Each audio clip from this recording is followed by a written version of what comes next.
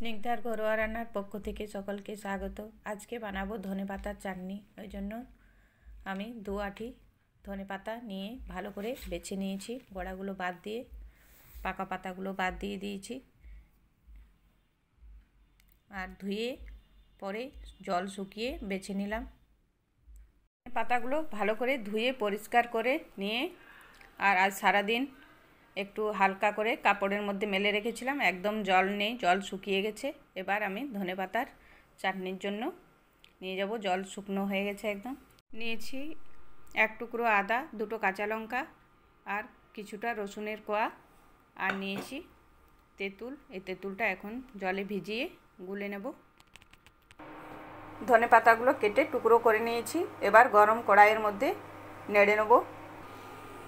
এবার আমি কড়াইয়ের মধ্যে দিয়ে দিচ্ছি।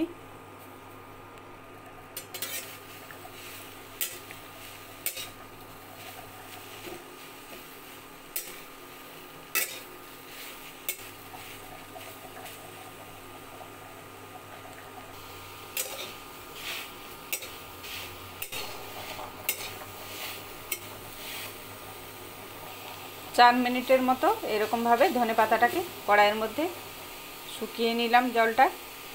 এবার আমি ধনেপাতাটা ঠান্ডা করে মিক্সিং জারে দিয়ে দেব। তেঁতুলটা ভিজিয়ে নিয়েছিলাম, এবার আমি হাত দিয়ে চিপে চিপে তেঁতুলের কাঠটা বার করে নেব।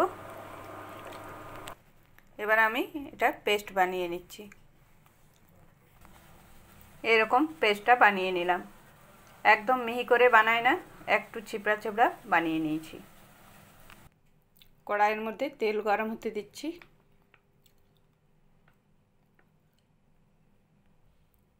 ভালোভাবে তেল গরম করে নিয়েছি। এবার দিয়ে দেবো সরষে ফোড়নে। সাদা আর কালো সরষে মিলিয়ে দিয়েছি 1/2 চামচ। এবার দিয়ে দিচ্ছি আদা, রসুন, কাঁচা লঙ্কার থেতো করেটা।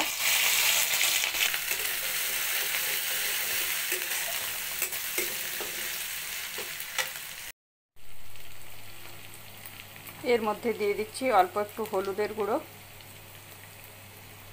দিচ্ছি কাশ্মীরি লঙ্কার গুঁড়ো অল্প একটু।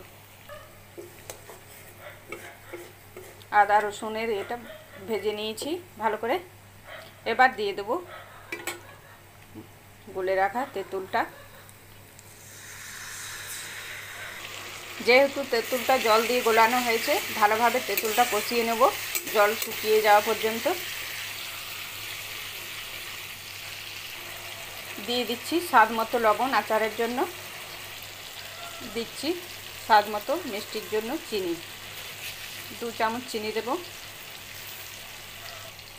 ভালো করে নেড়ে মিলিয়ে নেব।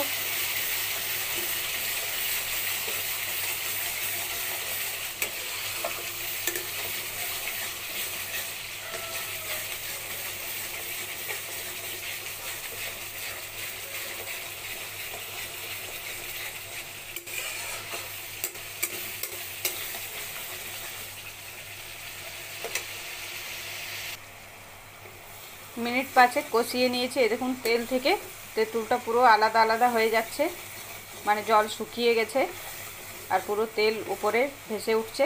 এবার আমি ধনেপাতা বেটে রাখাটা দিয়ে দেব। বেটে রাখা ধনেপাতাটা দিয়ে দিচ্ছি।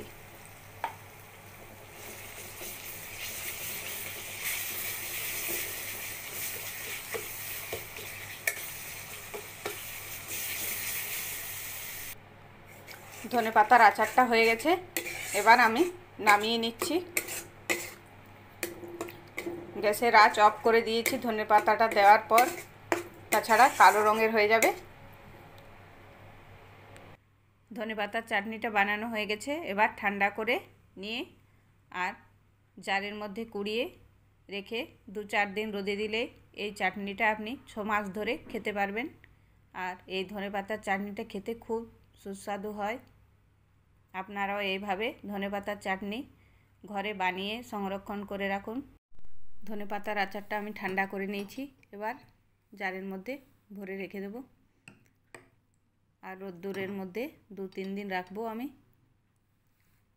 ভরে নিচ্ছি।